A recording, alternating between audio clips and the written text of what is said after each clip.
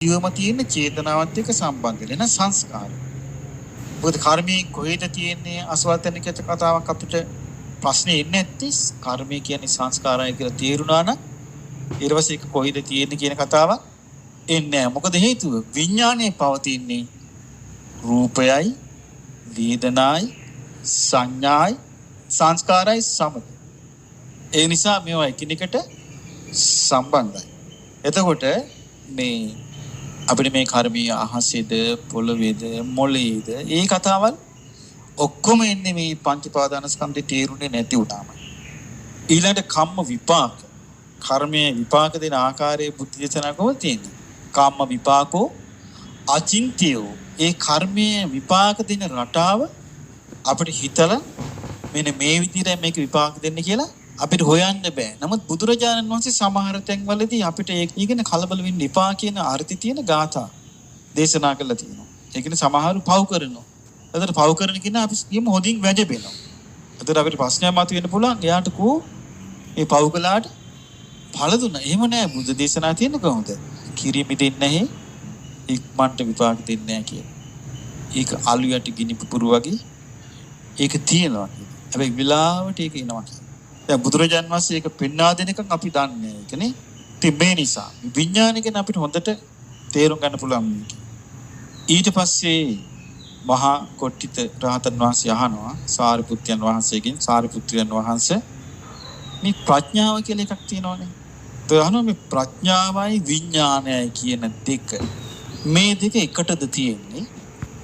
එහෙම නැත්නම් මේ දෙකක් හැටියට වෙන් කරලා පෙන්වන්න පුළුවන්ද?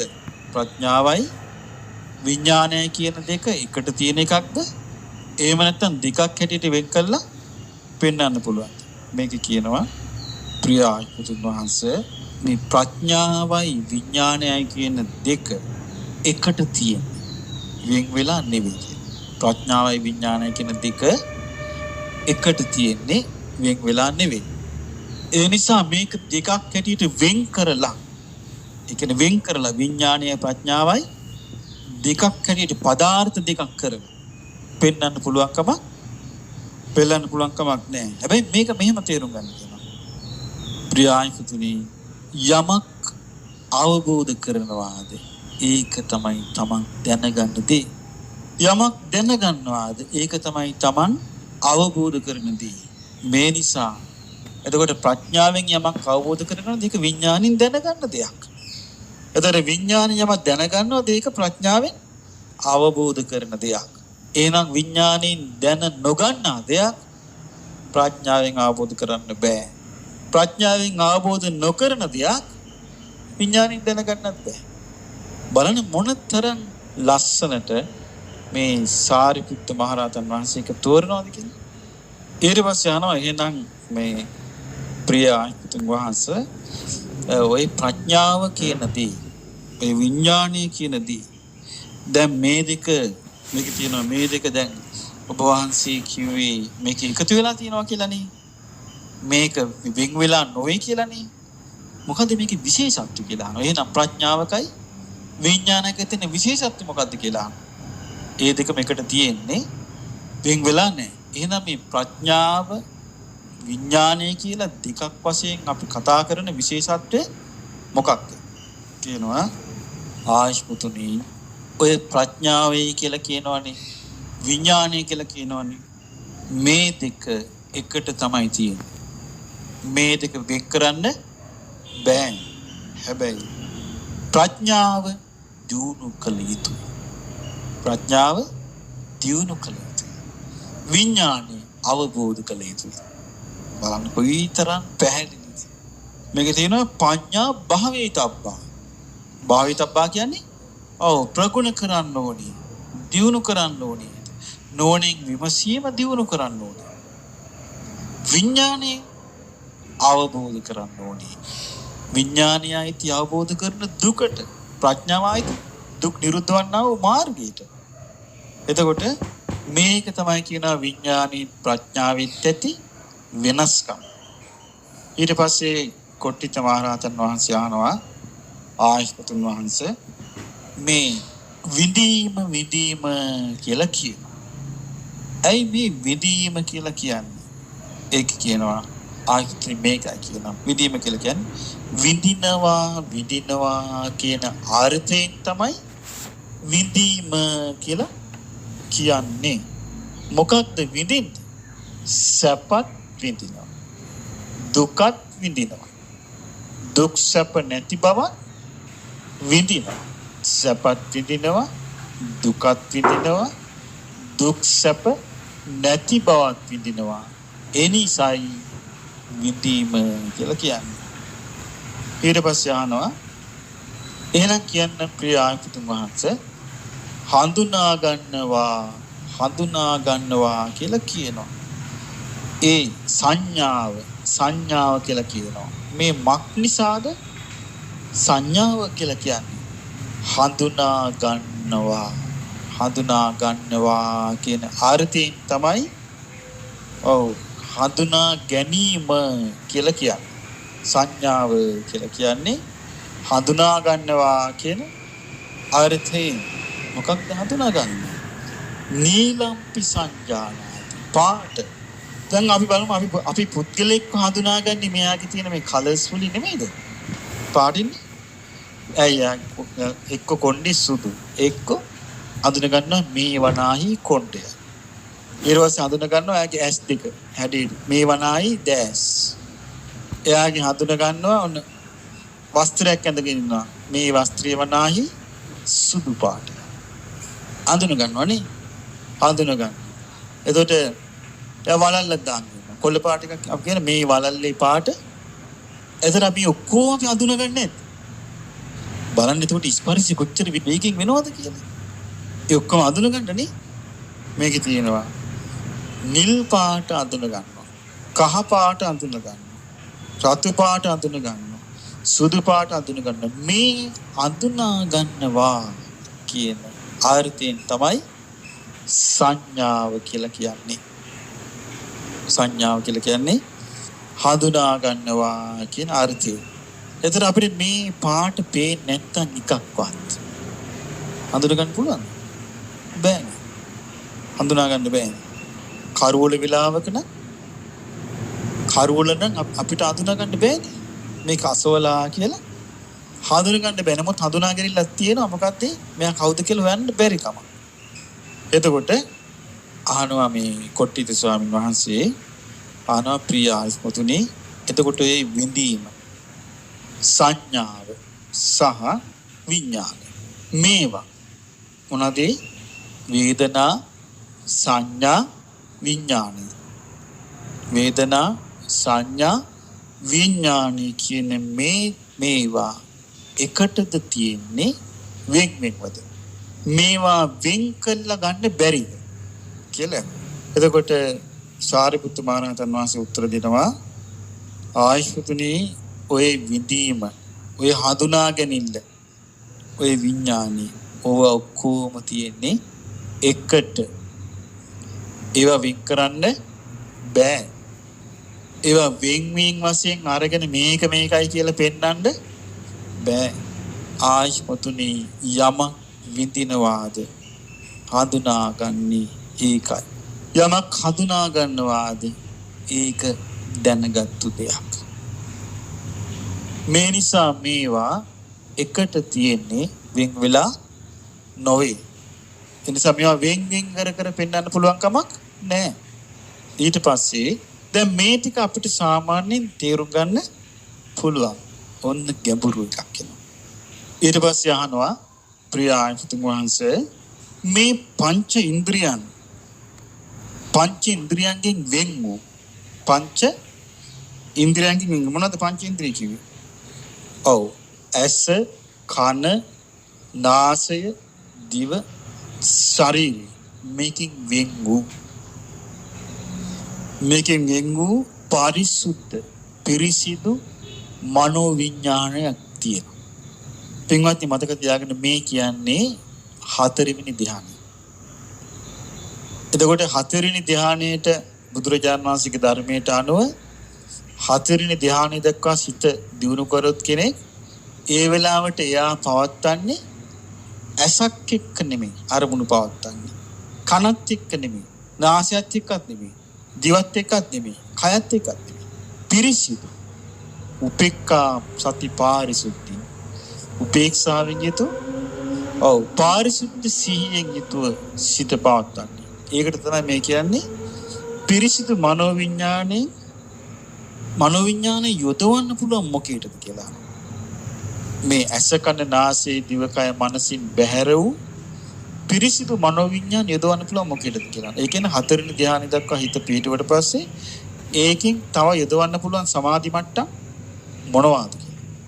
ඊට පස්සේ සාරිපුත්ත මහ රහතන් වහන්සේ පිළිතුරු දෙනවා ආයතනෙ ඔය ඇස කන නාසය දිවකය මනස කියන ආයතනයන්ගෙන් වෙන් වෙච්ච ඇස කන නාසය දිවකය කියන මේ පංච ඉන්ද්‍රියයන්ගෙන් වෙන් වෙච්ච පිරිසිදු මනෝවිඥානය දැන් අපි හතරවෙනි ධ්‍යානෙ දක්වා මේ සමාධිය දියුණු කරපු කෙනෙකුට පිරිසිදු මනෝවිඥානේ අනන්තු ආකාශෝති ආකාසානං ඡායතන නෙය්‍ය. ඒක තන්නේ කරම මනසින්ග අරූප ධ්‍යානෙ.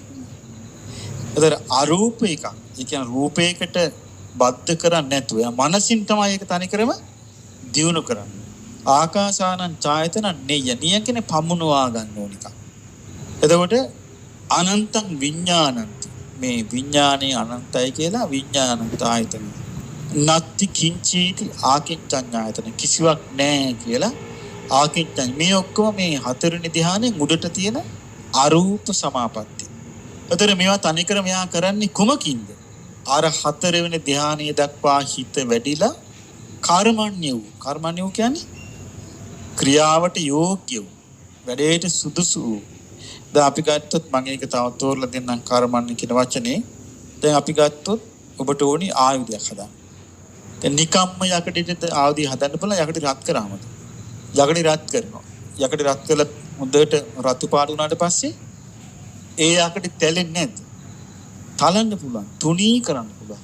ඒ මොකද ඒ තුනී කිරීමට තැලීමට යෝග්‍ය පරිදි ඒ යකඩ සකස් වෙලා තියෙනවා. එතකොට යෝග්‍ය පරිදි සකස් වීමට කියනවා කර්මණ්‍ය කියලා. එතකොට ඒ අරූප සමාපatti වලට යෝග්‍ය පරිදි සිත සකස් වෙලා තියෙන වෙලාවට අන්නේ සකස් වුණු සිතින් තමයි අර අරූප සමාපatti වලට හිත යොදවන්නේ. ඒවා ඇති කර ගැනීම කියලා කියන අරූප සමාපatti තුන. ඊට පස්සේ අහනවා මේ කොට්ටිත මහරහතන් වහන්සේ අහනවා සාරිපුත්තයන් වහන්සේගෙන් ආශුතුනි ඔය කියන ඒවා. ඒ කිව්වේ මේ ආකාසානං ඡායතන විඥානං ඡායතන ආකින්චඤ්ඤායතන මේවා ඔය මනස මොකේකින්ද ඔකට යොමු කරන්න කියලා අහනවා. මොකේකින්ද යොමු කරන්නේ? ආයතනෙ එකට යොමු කරන්නේ පඤ්ඤා චක්කුණ. ඒ කියන්නේ ප්‍රඥාව නැමැති ඇස කියන ඔයා පාවිච්චි කරන්නේ මේකට. ප්‍රඥාව නැමැති ඇසින් කියනවා මෙයා මේක කරන්නේ. ප්‍රඥාව නැමැති ඇස කියනවා මෙයා මේකට යොදවන්නේ. එතකොට අහනවා ආයතනෙ විතර ප්‍රඥාව තියෙන්නේ මොකේටද? ප්‍රඥාව තියෙන්නේ මොනවටද? ආයතනෙ මේ ප්‍රඥාව තියෙන්නේ අභිඥාත්තා විශිෂ්ට වූ අවබෝධය ඇති කර ගැනීම පිණිස. පරිඥාත්තා පිරිසිඳ අවබෝධය ඇති කර ගැනීම පිණිස. පිරිසිඳ කියන්නේ පරිපූර්ණ වශයෙන් අවබෝධය ඇති කිරීම පිණිස. පහානත්තා කෙලස් හඳුනාගෙන ප්‍රහාණය කිරීම පිණිස. මේකටයි කියනවා ප්‍රඥාව තියෙන්නේ. ඊට පස්සේ අහනවා එතකොට ආයස්මතුන් වහන්සේ සම්මාදිට්ඨිය ඇති වෙන්නේ කොහොමද? ඔන්න ඇහුවා වැදගත් ප්‍රශ්නයක් අපිට. සම්මාදිට්ඨිය ඇති වෙන්නේ කොහොමද? ප්‍රියායුතුනි කරුණු ටිකක් ඕන සම්මාදිට්ඨිය ඇති වෙන්නේ. පරතෝච ഘോഷෝ අනුන්ගෙන් ලැබෙන හඬ. පරතෝච ഘോഷෝ කියන්නේ අනුන්ගෙන් ලැබෙන හඬ. යෝනිසෝච මානසිකාරය තමන්ගේ නුවණින් විමසීම. එතකොට මේ අනුගෙන් ලැබෙන හඬ තමයි සද්ධර්ම ශ්‍රවණය. එතකොට සද්ධර්ම ශ්‍රවණයේ නැමැති අනුන්ගෙන් ලැබෙන හඬ නොතිබුණා නම් තමන් තුළ තියෙන යෝනිසෝ මානසිකාරය ආසවල්දයක් කරන්නද? ඒ තමන් දන්නවද යෝනිසෝ මානසිකාරය තමන්ට තියෙනවා කියලා? තමන්ට තියෙනවා කියලා දන්නේ නැහැනේ. දන්නේ නැහැ.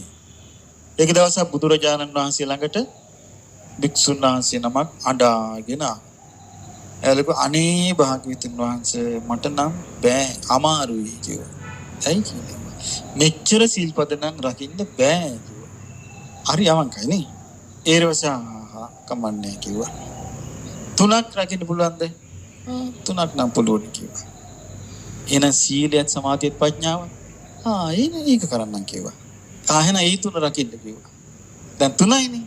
අනේ සුළු කලයි රහත් 3. දැන් බලන්න යෝනිසෝ මනසිකාරي තිබ්බා. නමුත් බලන්න මේක මේ පුංචි දෙයකින් වැහිලා තිබිච්ච හැටි. ඒතරේ වැහිලා තිබිච්ච දේ විවෘත කරලා ගන්න ශාස්ත්‍රුන් වහන්සේ වාසනාවට වැඩ හිටියා. ඉතින් ඒ ශාස්ත්‍රුන් වහන්සේට පුළුවන් වුණා ඒ අවස්ථාව ලබා දෙන්න. මේ වගේ එක එක අඩුපාඩුකම් දුර්වලකම් කතා කරපේ හරියට හිටියා. ඒ සෑම අවස්ථාවෙදී බුදුරජාණන් වහන්සේ කියලා දෙනවා. සමහර අය එනවා. ඇවිල්ලා කියන අනේ ස්වාමීනි මං අල්පාලාත්තක හිටියා මට භාවනා කරන්න බෑ. හැබැයි ඉතින්ටමයි යවන්නේ. එතන මේකෙන් අපිට පේනවා සමහර අවස්ථාවලදී අපි දන්නේ නැහැ. අපිට බාධාව තියෙන තැනමයි ජය තියෙන්නේ. අපිට හොයන්න බෑ. ඉතින් මේ නිසා අර නෝනින් නිමසන්න පුළුවන් අවස්ථාව අපිට ලැබෙනවා. බුදුරජාණන් වහන්සේ නමකගේ ධර්මයේ අසන්න ලැබීමෙන්. දැන් මේ කාලේ වෙනකොට ඇත්ත වශයෙන්ම මේ නවීන තාක්ෂණයත් එක්ක පොත්පත් ඉස්සර පොත්පත් නැහැ නේ. ඉස්සර පුස්කොළ පොත් තිබුණේ. ඉතින් මේ අවුරුදු 10 ගානක් පුස්කොළ පොතනේ පාවිච්චි කරන්නේ. ඉතින් ගෙවල් වල පුස්කොළ පොතේ මේ පොඩ්ඩක් ලියාගෙන හිටියා මිසක් ධර්ම කතාවක් ලියාගෙන හිටියා නම් වැඩිපුර සතිපට්ඨාන පොත විතරයි. මේ වගේ ගැඹුරු දේවල් මොකක්වත් අහන්න ලැබෙන්නේ නැහැ. දැන් එහෙම නෙමෙයිනේ. දැන් තියෙන පාසුකම් ගත්තොත් දැන් ඔය අලුත් මේ තාක්ෂණික උපකරණ පාවිච්චි කරලා මොන තරම් දෙයක් ලෝකෙට ඉක්මනට ලැබෙනවද? ඉතින් මේ තුලින් බුදුරජාණන් වහන්සේගේ ධර්මය චතුරාර්ය සත්‍ය ඇහෙනකොට යෝනිසෝ මනසිකාරී යෙදෙන එක්කෙනා ඒ යෝනිසෝ මනසිකාරී යෙදෙමින් අවබෝධ කරගන්නවා මේ දුක නම් වූ ආර්ය සත්‍යය. මේක ආර්ය සත්‍යය. මේ දුක හට ගන්න හේතු වෙච්ච මේ ත්‍රිවිධ තෘෂ්ණාව ආර්ය සත්‍යය. මේ තෘෂ්ණාව නිදහස් වීම දුක්ඛ නිරෝධය නම් වූ ආර්ය සත්‍යය. මේ සඳහා තියෙන වැඩපිළිවෙල ආර්ය අෂ්ටාංගික මාර්ගයයි. මේක ආර්ය සත්‍යය. අන්නේ අවබෝධය තමයි සම්මා දිට්ඨි කියලා කියන්නේ. එතකොට කොට්ටිත මහරහතන් වහන්සේ සාරිපුත්යන් වහන්සේගෙන් අහනවා එහෙමනම් ආයතතුනේ කෙනෙක් සම්මා දිට්ඨිය ඇති කරගත්තොත් ඒ සම්මා දිට්ඨිය ඇති කරගත්තු කෙනෙකුට විමුක්තිය ලබා ගැනීම පිණිස නැත්නම් අපි කිව්වොත් නිවන අවබෝධ කර ගැනීම පිණිස අරහත්ත්වයටපත් වීම පිණිස නිකලස් වීම පිණිස ඒ සම්මා දිට්ඨියෙන් යුක්ත තැනැත්තාට කරුණු කීයකින් ඒකට අනුබල ලැබෙන්න ඕනිද? සම්මා දිට්ඨිය ඇති එක්කෙනා ඒ සම්මා දිට්ඨියට කරුණු කීයකින් ඇයි මේ සම්මා දිට්ඨියමනේ දියුණු වෙවි යන්නේ ඊට පස්සේ? දැන් දුක නම් වූ ආර්ය සත්‍ය, දුක්ඛ සමුදය ආර්ය සත්‍ය, දුක්ඛ නිරෝධ ආර්ය සත්‍ය. ඒක සත්‍ය ඥාන. ඊට පස්සේ තව ඥාන දෙකක් යාට තියෙනවා සාක්ෂාත් කරන්න. මොනවද? කෘත්‍ය ඥාන, කෘතඥාන. කෘත්‍ය කියලා කියන්නේ කල යුතු දේ. දුක්ඛ සම්බන්ධයෙන් කල යුතු දේ මොකද්ද? අවබෝධ කිරීම. දුක්ඛ සමුදය සම්බන්ධයෙන් කල යුතු දේ මොකද්ද? කෙලෙස් සම්බන්ධයෙන් කරන්න තියෙන්නේ ප්‍රහාණය කිරීම. එතකොට දුක්ඛ නිරෝධය සම්බන්ධයෙන් කරන්න තියෙන්නේ සාක්ෂාත් කිරීම. දුක්ඛ නිරෝධ ගාමිනී ප්‍රතිපදාව ආර්ය අෂ්ටාංගික මාර්ගය සම්බන්ධයෙන් තියෙන්නේ ප්‍රගුණ කිරීම. මෙන්න මේ කරුණු ටික කරගන්න යාට අනුබල ලැබෙන්න ඕනේ. අර සම්මා දිට්ඨියට අනුබල ලැබෙන්න ඕනේ. අහනවා කරුණු කීයකින්ද? ආයිස්මතුනි කරුණු 5කින් අනුබල ලැබෙන්න ඕනේ කියන්නේ. කීයකින්ද? කරුණු 5කින් මේ සම්මා දිට්ඨියට අනුබල ලැබෙන්න ඕනේ. එකක් තමයි මේ සම්මා දිට්ඨියෙන් යුතු තැනැත්තාට අනුබල ලැබෙන්න ඕනේ සීලය. සීලය ඒ කියන්නේ එයා කයින් කරන වැරදි නොකිරීම, වචනෙන් වැරදි නොකිරීම. එතන සීලය කියන්නේ කයෙන් වචන. කයෙන් වචනෙන් වෙන වැරදි නොකිරීමෙන් අර සම්මා දිට්ඨියට අනුබල ලැබෙන්න ඕනේ. සීලෙන් අනුබල ලැබෙන්න ඕනේ. එතකොට ඉන්ද්‍රිය සංවරය එනවා. ඉන්ද්‍රිය සංවරයේ තුල තමයි සීල තියෙන්නේ නේ. ඒතර ඉන්ද්‍රිය අසංවර වෙනකොට වීරිය හීන වෙනවා. වීරිය ඔබට උවමනා නම් උපදව ගන්න ඉන්ද්‍රිය සංවර කරන්න ඕනේ. ඉන්ද්‍රිය අසංවර වෙනකොට වීරිය හීන වෙනවා. වීරිය හීන වෙනකොට මොකද වෙන්නේ? සීලේ පිළිටන්න බැරුව යනවා. එතකොට එහෙමනම් ඉන්ද්‍රිය සංවර කර ගැනීම තමයි වීරිය ඇති කර ගන්න තියෙන ප්‍රධානම දේ. ඉන්ද්‍රිය සංවර කරගත්තාම වීරිය තුලින් සීලය ඇති කර ගන්න පුළුවන්. ඔන්න එතකොට එක උදව්ව. ඊළඟ එක තමයි සුතානුග්‍රහිතා හොති. සීලෙන් අනුග්‍රහ ලබනවා. ඔව් ධර්මයේ ගැන තියෙන නිවැරදි දැනුම. ධර්මයේ ගැන තියෙන නිවැරදි දැනුමෙන් අනුග්‍රහ ලබනවා. එහෙමනම් අපිට මේ ධර්මයේ ගැන මේ නිවැරදි දැනුමක් අවුල් වියවුල් නැති පැහැදිලි දැනුමක් ඇති කරගෙන සිටීම හරීම මෙකල හරීම වැදගත්. ඒ හේතුව විවිධාකාර පොත්පත් තියෙනවා. විවිධ විදිහේ දේශනා තියෙනවා. මේ ඔක්කොම මැද්දේ කෝකද හරි කියන එක තේරුම් ගන්න නම් එයාට පැහැදිලිවම බුදුරජාණන් වහන්සේගේ බුද්ධ දේශනා කියවලා අහලා දරලා දැනුමක් තියෙනවා. මේකට කියන්නේ මොකද්ද? ශ්‍රුතියෙන් අනුග්‍රහ ලැබීම. ශ්‍රුතියෙන් අනුග්‍රහ ලැබුණ නැත්නම් මොකද වෙන්නේ? එයාට ඕන තරම් නොමග යන්න ඉඩ තියෙනවා. කවුරු හරි කිව්වොත් නෑ ඔක මොකක්වත් කරන්න දෙන්නේ කෙටි ක්‍රම තියෙනවා.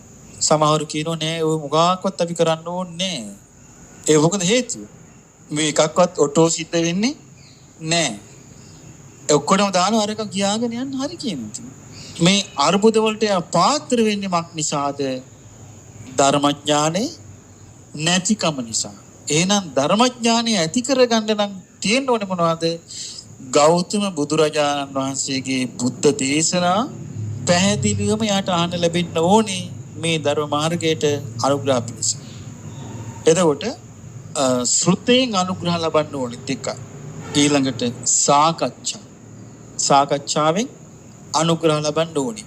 දැන් මේ ඔබට මේ මහමුණාවේ දහම් වැඩ පිළිවෙල තුල ඔබට මේ ශ්‍රුතයෙන් ලැබෙන අනුග්‍රහයයි සාකච්ඡාවෙන් ලැබෙන අනුග්‍රහය දෙකම ලැබෙනවා.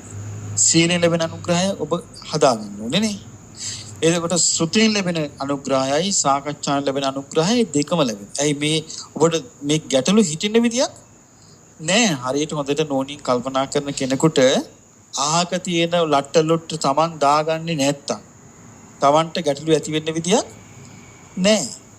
එතකොට සාකච්ඡාවෙන් අනුග්‍රහ. දැන් අපි ගත්තොත් මේ මහා වේදල්ල සූත්‍රය මේ සාකච්ඡාවෙන් මේ යන්නේ නේ. එතන මේක අපිට අනුග්‍රහයක් නැද්ද මේකෙන්? අපිට කොයිතරම් අනුග්‍රහයක් තියෙනවද ඒ රහතන් වහන්සේලාගේ සාකච්ඡාවෙන්? ඊළඟ එක තමයි සමතයෙන් අනුග්‍රහ. සමත කියලා කියන්නේ පංච නීවරණ සංසිඳ වීමෙන් අනුග්‍රහ ලබා දීම. පංච නීවරණ සංසිඳ වීම පිණිස අපිට හරියට වමනා කරන සම්මා වායාම සම්මා සති. එතකොට සම්මා වායාම සම්මා සති කියන දෙකෙන් තමයි පංච නීවරණ යටපත් කරන්න ඕනේ. එතකොට අපිට අවස්ථාවක් හිමින් නමුත් අපිට උදා කරගන්න වාසනාවක් ලැබුණොත් චිත්ත සමාධියක් පිණිස අන්න සම්මාදිට්ඨියට උදව්වක් ලැබුණා. එතකොට සීලය සම්මාදිට්ඨියට උදව්වක්. ඊළඟට ශ්‍රුතය සම්මාදිට්ඨියට උදව්වක්.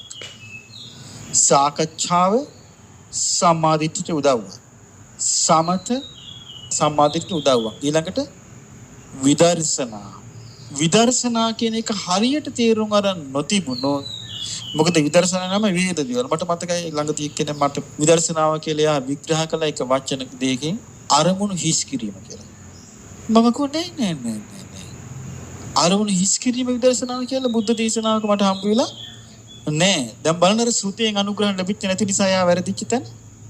ශ්‍රුතියෙන් අනුග්‍රහ තිබ්බනම් සාකච්ඡාවෙන් අනුග්‍රහ තිබ්බනම් අරමුණු හිස් කිරීම විදර්ශනාව කියලා කවදාවත් ගන්න. විදර්ශනාව කියලා මං කව විදර්ශනාව කියන එක නෙමෙයි. යමක ඇති යථා ස්වභාවයේ ඒ අයුරින් දැකීම. එතකොට යමක ඇති යථා ස්වභාවයේ ඒ අයුරින් දැක්කොත් ඒකට කියනවා විදර්ශනාව කියලා. දැන් යා විදර්ශනා කියලා අහලා තියෙන්නේ මොකද්ද? අරමුණු හිස් කිරීම. එයාගේ අහිතට අරමුණ එනකොට ඒ ඔක්කොම අතෑර යනකොට යා නිකන් හිස් වෙලා යනවා. මේකට තමයි යා විදර්ශනාව කියලා කියන්නේ. එතකොට මොකක්වත් නොතේරී ගියාම කියන අවබෝධ වුණා.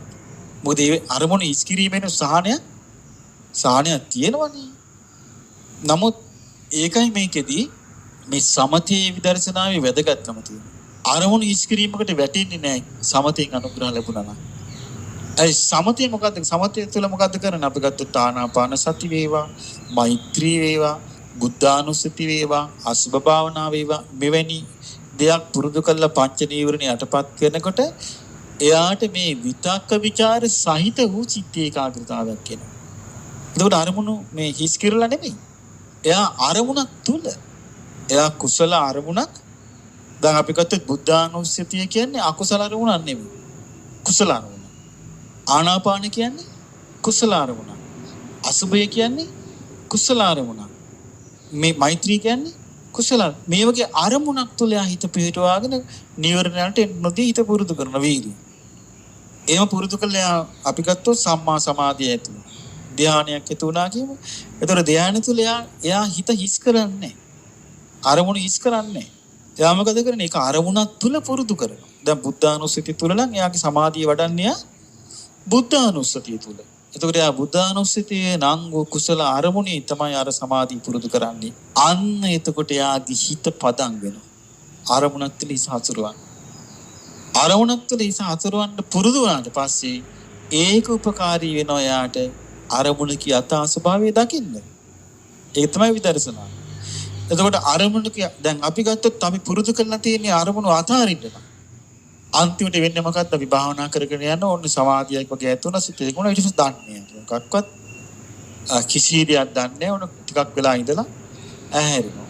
ඒකොන ආයි සීයේ එනවා. ඇවිල්ලා බෙල්ල පැයකමාරක් ගිහිල්ලා වෙච්ච දෙයක් නේ. ඊරවසි කෙනෙක් කියන බල ඔයාට හොඳට දැන් උදැසනා වැඩිලා. එතකොට ඒ වගේ දෙයකට අහු වෙනවා ශ්‍රුතයෙන් අනුග්‍රහයක් නොලැබුණා නම් සාකච්ඡාවෙන් අනුග්‍රහයක් නොලැබුණා නම්. එතකොට සුතේ සාකච්ඡා මේ රහතන් වහන්සේලා කියලානේ ශ්‍රුතිය ඕනේ කියලා. රහතන් වහන්සේලා කියනවා සාකච්ඡාව ඕනේ කියලා. එතකොට සමතිය ඕනේ කියනවා. මේ රහතන් වහන්සේලා කියනවා සමතියෙන් අනුග්‍රහ ලබන්න ඕනේ කියලා. එතකොට විපස්සනා කියන එක හරියට දන්නේ නැත්තම් අද වැඩිපුරම වැරදි අර්ථ කියලා තියෙන්නේ මේ විදර්ශනා කියන නමත් එක්ක. ඒ නිසා බුදුරජාණන් වහන්සේගේ බුද්ධ දේශනාවම ආධාරමින් මගෙන් දවසක් කෙනෙක් කිව්වා මොකක්ද ඔබ වහන්සේ සලකන්නේ විදර්ශනා? මං කිව්වා බලන්න සංයුත්ත නිකාය. සංයුත්ත නිකායේ රාහුල සංයුත්ත බලන්න හරි පැහැදිලි. කන්ද සංයුත්ත බලන්න මේ තියෙන විදර්ශනා තමයි කිව්වා. පංච උපාදානස්කන්ධ ගැන විස්තර උගන්වනවා. ආයතන 6 ගැන උගන්වනවා. ධාතු ගැන උගන්වනවා. අරමුණු හිස් කිරිල්ලක් නම් කරන්න ඕනේ ඔච්චර මහන්සි වෙන්න ඕනේ. එහෙනම් ශ්‍රෝතයකින් අනුග්‍රහ ලබන්න ඕනේ නෑනේ. දැන් මේ නිසා අරමුණු හිස් කරන කෙනාට බාධා මොකද? අරමුණමයි. දැන් අරමුණු හිස් කිරීම විදර්ශනාව කියලා හිතුවොත් එයාට අරමුණ බාධාවක්. ඊට පස්සේ ඔන්න ඊළඟ කතාව යනවා. පොත් කියවන්න එපා. සූත්‍ර ඉගෙන ගන්න එපා. ඕවා ඉගෙන ගත්තොත් බාධාවක්. හිත විසිරේ. අයියා බලාපොරොත්තු වෙන අරමුණු අතහැරින්නනේ. ඔන්න එයාට ශ්‍රුතය අහිමි වෙනවා. සාකච්ඡා අහිමි වෙනවා. සමතය අහිමි වෙනවා. විදර්ශනා කියලා මොකද්ද එකක පැටලිලා යනවා. එතකොට බලන්න මේ බුදුරජාණන් වහන්සේගේ ධර්මයේ හරියට අල්ලාගත්තේ නැත්නම් ඕන තරම් එයාට පැටලෙන අවස්ථා හැමතැනම තියෙනවා. ඉතින් ඒ නිසා විදර්ශනාවෙන් අනුග්‍රහ ලැබනවා කියන එක දැනගන්න ඕනේ. විදර්ශනා කියලා කියන්නේ මේ පඨවි ආපෝ තේජෝ වායු ආකාශ විඥාන කියන ධාතු ගැන තියෙන දැනීම. ඊළඟට ඇස කන නාසය දිවකය මනස කියන ආයතන 6 ගැන තියෙන දැනුම. රූප වේදනා සංඥා සංකාර විඥාන කියන පංච උපාදානස්කන්ධය ගැන. ඊළඟට පටිච්ච සමුප්පාදය ඇති වෙන්නේ කොහොමද? නැති වෙන්නේ කොහොමද? මේ ආකාරයේ දැනුමකින් තොරව එයාට විදර්ශනා ගැන කතා කරන්න බෑ. හැබැයි විදර්ශනා ඒකෙන් තමයි අපි යමක් පිළිබඳව සියුම් විදිහට දකින්න. මොකද සමතේ තුල හිත පදම් වෙනවා කියලා මම කියවනේ. සමතේ තුල තමයි සිත පදම් වෙන්නේ. සිත වැඩෙනවා කියන්නේ. විදර්ශනාව තුළ ප්‍රඥාව වැඩෙනවා. ඒතර ප්‍රඥාව වැඩෙන්න නම් මේ ප්‍රඥාව වැඩෙන ආකාරයට තමයි විදර්ශනා කරන්න ඕනේ. නැත්තම් කොහොමද ප්‍රඥාව වැඩෙන්නේ? එතකොට මේ කරුණ වලට ඒ කියන්නේ සීලය, ශ්‍රුතය, සාකච්ඡාව, සමතය, විදර්ශනා මේ කරුණු පහ විවෘත වෙන්නේ සම්මාදිට්ඨිය. සම්මාදිට්ඨිය ඇති කරගත්තු එක්කෙනා තමයි මේ පහෙන් ඒ තමන්ගේ සම්මාදිට්ඨියට අනුග්‍රහ කළ යුත්තේ. එහෙම අනුග්‍රහ කරද්දී තමයි තමන්ට මේ කියන්නේ මේ ජීවිතයේ අවබෝධය පිණිස මේ වැඩපිළිවෙල සකස් වෙලා යනවා. ඒතරගෙන මේ විදිහට කිව්වොත් නම් ඊතර වෙනවා. ඊට පස්සේ ආනවා මේ ආයතනෙ බව කීයක් තියෙනවද කියලා. එතකොට සාරිපුත්යන් වහන්සේ උත්තර දෙනවා ප්‍රියාගතුනි භව තුනයි තියෙන්නේ කියනවා. කාම භවය, රූප භවය, අරූප භවය. ඊට පස්සේ යනවා මේ ආයතන ආයමත් භවයක් හැදෙන්නේ කොහොමද?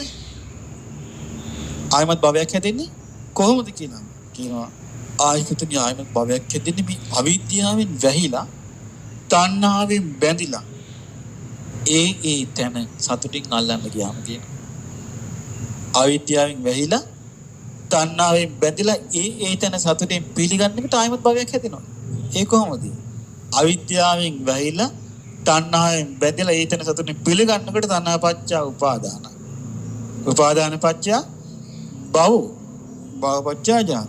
එතන අහනවා මේ එහෙනම් ආයි පුතුන් වහන්සේ ආයමත් භවයක් හැදෙන්නේ නැත්තේ කොහොමද කියලා. අවිජ්ජා විරාගායකෝ ආවිස්මතුනි අවිද්‍යාව දුරුකොට විජ්ජුපාදා විද්‍යාව පහල කරවාගෙන උපදවාගෙන තණ්හා නිරෝධා තණ්හා නිරුද්ධ වීමෙන් ආයමත් භවයක් හැදෙන එක නැතු යනවා කියන්නේ. තණ්හා නිරුද්ධ වීමෙන් තණ්හා නිරෝධා උපාදාන නිරෝධෝ උපාදාන නිරෝධා භව නිරෝධෝ භව නිරෝධා බලන්න කොච්චර පැහැදිලිද නේ? කොයිතරම් පැහැදිලි. ඊට පස්සේ අහනවා එතකොට ආයිපුදුනි ප්‍රථම ධානය කියන්නේ මොකක්ද කියලා. එතකොට ප්‍රථම ධානය හොඳට තේරුම් ගන්න බුදුරජාණන් වහන්සේගේ ශ්‍රාවකයයි බුදුරජාණන් වහන්සේ කියන්නේ එකම කතාව. කියන ප්‍රථම ධානය කියලා කියන්නේ කාමයන්ගෙන් වෙන්ව අකුසල ධර්මයන්ගෙන් වෙන්ව විචාරක සහිත විචාර සහිත විවේකයෙන් හටගත් ප්‍රීති සුඛය ඇති ප්‍රථම ධානය. එතකොට විවේකයෙන් හටගත්තු ප්‍රීති සුඛය ඇති චිත්ත ඒකාග්‍රතාවයක් තියෙනවා කාමයන්ගෙන් අකුසල ධර්මයන්ගෙන් වෙන්ව මේක ප්‍රථම ධානය. මේට අමතර දේවල් ධානය කියලා විස්තර කරන්නේ මෙහෙමයි. ප්‍රථම ධානයේදී බෙල්ල තද වෙනවා. ප්‍රථම ධානයේදී කොන්ද කෙලින් වෙනවා. හක්ක එකපාරට ටක් ගාලා හිර වෙනවා. එහෙම කියවන්න කිව්වොත් ඒක කවදාවත් ඒක බුද්ධ දේශනාව බවට පත් වෙන්නේ නැහැ. අපෙන් කවුරු යවුවත් ප්‍රථම ධානය කියන්නේ මොකද්ද කියලා අපිට කියන්න තියෙන මොකද්ද? කාමයන්ගෙන් වෙන්ව අකුසල ධර්මයන්ගෙන් වෙන්ව විතක්ක සහිත විතාර සහිත විවේකයෙන් හටගත් ප්‍රීති සුඛයේ සහිත සමාධියයි ප්‍රථම ධානය කියලා කියන්නේ. එච්චරයි අපිට ප්‍රථම ධානය විස්තර කරලා තියෙන්නේ. එතකොට අහනවා මේ ආයුතුන් වාසේ ප්‍රථම ධානයේ අංග කීයක් තියෙනවද? කියන ප්‍රථම ධානයේ ආයුතුන්ගේ අංග 5ක් තියෙනවා කියනවා. ප්‍රථම ධානයේට සමවැදී ඉන්නකොට භික්ෂුවට තියෙනවා කියනවා විතර්ක, විචාර, ප්‍රීති, සුඛ, ඒකාග්‍රතා 5ක් තියෙනවා කියනවා. මෙන්න 5න් යුක්තයි කියනවා. එතකොට අහනවා එතකොට මේ ප්‍රථම ධානයේ අංග කීයක් නැද්ද කියලා.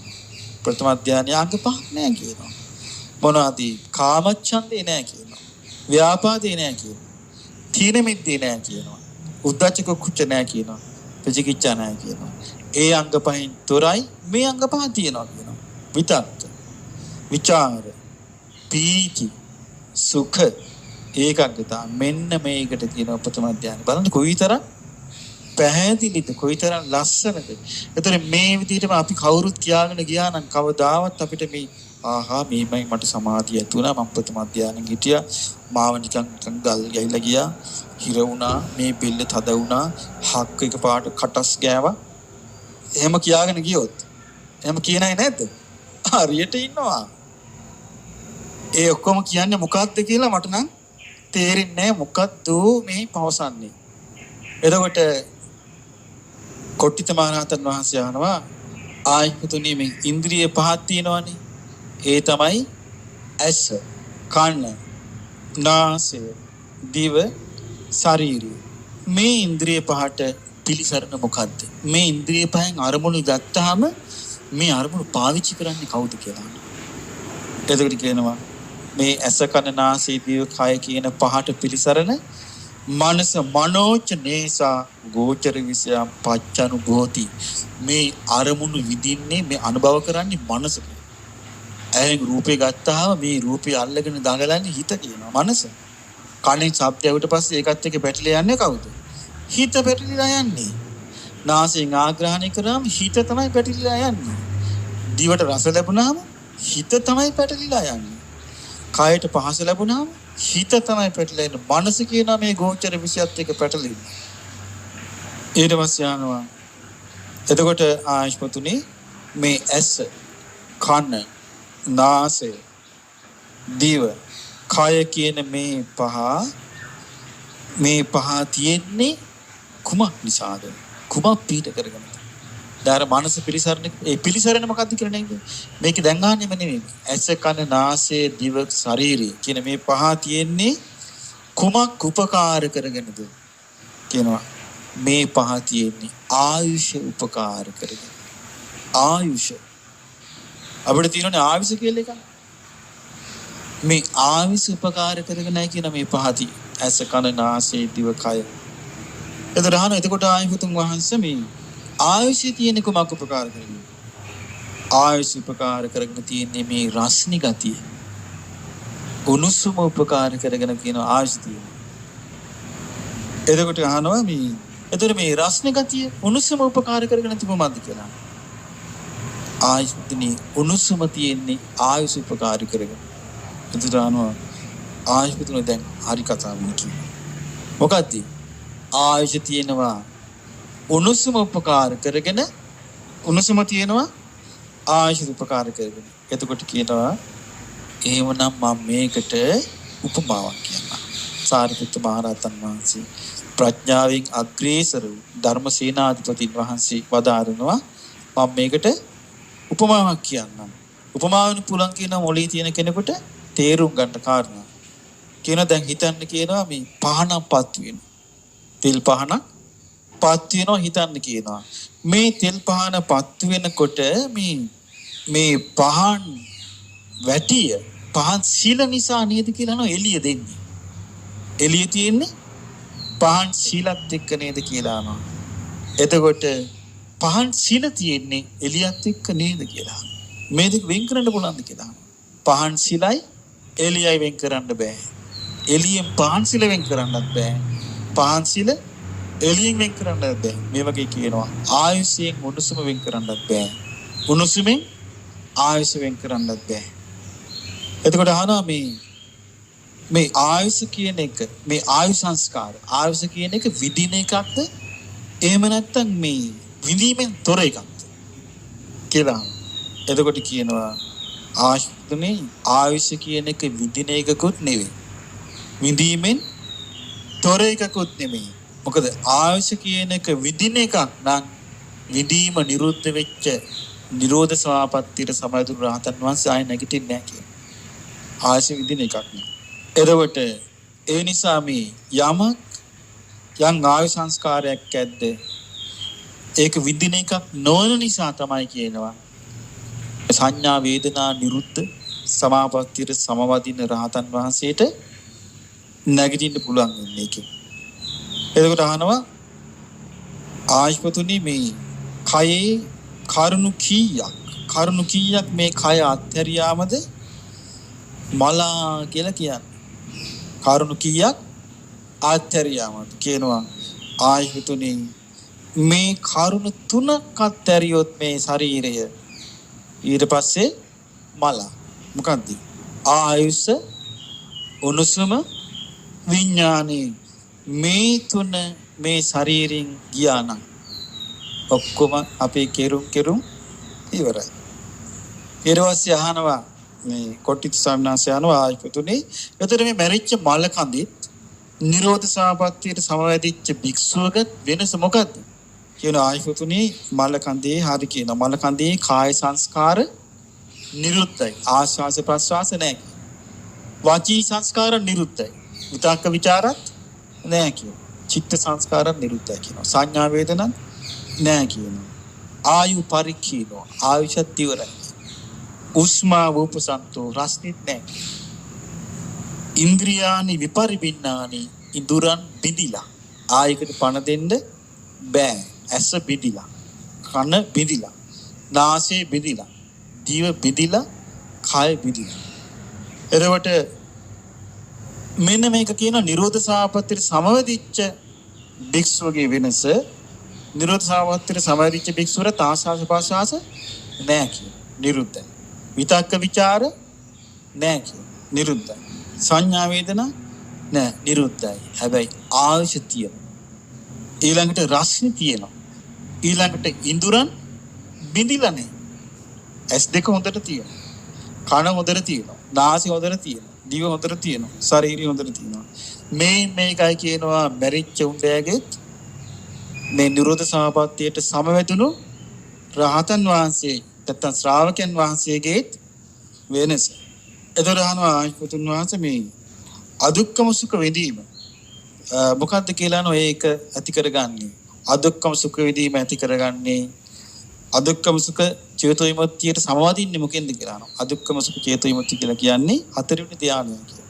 හතරවෙනි ධානයට සමවැදුණා නම් එතන තියෙන මොකද්ද? උපේක්ෂා සාගත චේතෝ විමුක්තිය කියනවා. ඊළඟට අහනවා මේ අනිමිත්ත චේතෝ විමුක්තිය. අනිමිත්ත චේතෝ විමුක්තිය කියන්නේ නිමිත්තක් ගන්නෙ නැතුව සමාධිය පවත්වන විදිය. ඒක කියනවා ආයතුනේ එයාට පුළුවන් කියනවා කිසියම් නිමිත්තක් මෙනෙහි නොකර නිමිති රහිත බව විතර මෙනෙහි කරන. අනිමිත්තය ධාතුව කියන්නේ නිමිති රහිත බව මෙනෙහි කරනකොට ඒකේ හිත පේනවා අර නිමිති ඔක්කොගෙම බැහැර වෙලා තියෙන සමාපත්තියක් තියෙනවා කියනවා. ඊට පස්සේ අහනවා මේ අනිමිත්ත චේතෝ විමුක්තිය දැන් නිමිති රහිත සමාධියකට යා සමාවදුනට පස්සේ ඒකෙන් යා මේ මිදෙන්නේ කොහොමද කියලා. එයා මිදෙන්නේ නිමිති මෙනෙහි කරනවා. නිමිති රහිත බව මෙනෙහි නොකර ඉන්නවා කියනවා. එතකොට ඒකෙන් මිදෙනවා. ඊට පස්සේ අහනවා අප්‍රමාණ චේතෝ විමුක්තිය. ආකින්චඤ්ඤා චේතෝ විමුක්තිය. ශුන්්‍යත චේතෝ විමුක්තිය. අනිමිත්ත චේතෝ විමුක්තිය. මේවා මේ එකම දෙයක් ගැනද මේ කියන්නේ නැත්නම් වෙනස් වෙන සමාධි මට්ටම් ගැනද? එතකොට සාරිපුත්ත මහ රහතන් වහන්සේ කියනවා මේක එකම දෙයක් ගැන කියන්නත් පුළුවන්. වෙනස් වෙන සමාධි මට්ටම් වශයෙන් මේක කියන්න පුළුවන් කියනවා. ඊට පස්සේ කියනවා අප්‍රමාණ චේතෝ විමුක්තිය කියලා කියනවා මෛත්‍රී සමාධියට. අපි ගත්තොත් මෛත්‍රී නැත්තම් කරුණා නැත්තම් මුදිතා නැත්තම් උපේක්ෂාවෙන් දස දිශාවට මෛත්‍රී වඩනකොට සතර බ්‍රහ්ම විහාර වඩනකොට ඒකට කියනවා අප්‍රමාණ චේතෝ විමුක්තිය.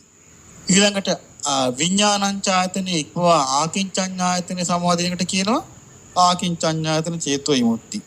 ඊළඟට කෙනෙකුට පුළුවන් කියනවා මේ හුදකලා තැනකට ගිහිල්ලා මේ පංච උපාදානස්කන්ධයේ ආත්මෙන් හෝ ආත්මයට අයදීන් තොරයි කියලා නුවණින් විමසනකට එයාට පුළුවන් කියන ශූන්‍යතා චේතෝ විමුක්තියටපත් වෙන්න.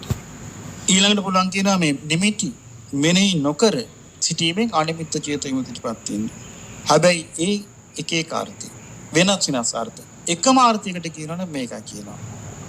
රාගයට කියනවා මේ මිනිස්සුන්ව එක්තරා ප්‍රමාණයකට කොටු කරන දෙයක්. දේශයට කියනවා මිනිස්යාව කොටු කරන දෙයක්. මෝහයට කියනවා රාතන් වහන්සේට රාග දේශ ප්‍රහාණ කොටු වෙලා නැහැ. ඒ අරහත් ඵලයටත් කියනවා අප්‍රමාණ විමුක්තිය. ඊළඟට රාගය කියලා කියන්නේ යම් කිසි දෙයක්. දේශය කියන්නේ යම් කිසි දෙයක්. මෝහය කියන්නේ යම් කිසි දෙයක්. රාතන් වහන්සේ රාග දේශම ප්‍රහාණයි. ඒ අරහත් ඵලයට කියනවා කිසිවක් නැති සමාධිය කියලා. ඊළඟට කියනවා මේ රාගය කියන්නේ කෙලෙස් වලට නිමිත්තක්. ද්වේෂය කියන්නේ කෙලෙස් වලට නිමිත්තක්. මෝහය කියන්නේ කෙලෙස් වලට නිමිත්තක්. කෙලෙස් නැසු රහතන් වහන්සේගේ අරහත් ඵල සමාපත්තිය කියනවා නිමිති රහිත සමාධිය කියලා. මේ විදිහට මේ විස්තර කරනවා කියනවා. ඊළඟට කියනවා එය සරාගින් හිස් දේශෙන් හිස් මොයින් හිස් ඒ නිසා අරහත් ඵල සමාධියට කියනවා ශූන්‍යතා සමාධිය කියලා. ඉතින් මේ කිව්වන් පස්සේ සාරිපුත්ත මහ රහතන් වහන්සේගේ මේ වචන අහලා කොට්ටිත මහ රහතන් වහන්සේ අප්‍රමාණ සන්තෝෂයෙන් යුක්තව ඒ ප්‍රඥාවෙන් අග්‍රේසර වූ ධර්ම සේනාධිපති සාරිපුත්ත මහ රහතන් වහන්සේගේ මේ ප්‍රඥා සම්පන්න වේදල් දේශනාව අහලා සන්තෝෂයටපත් වුණා. සාදු සාදු සාදු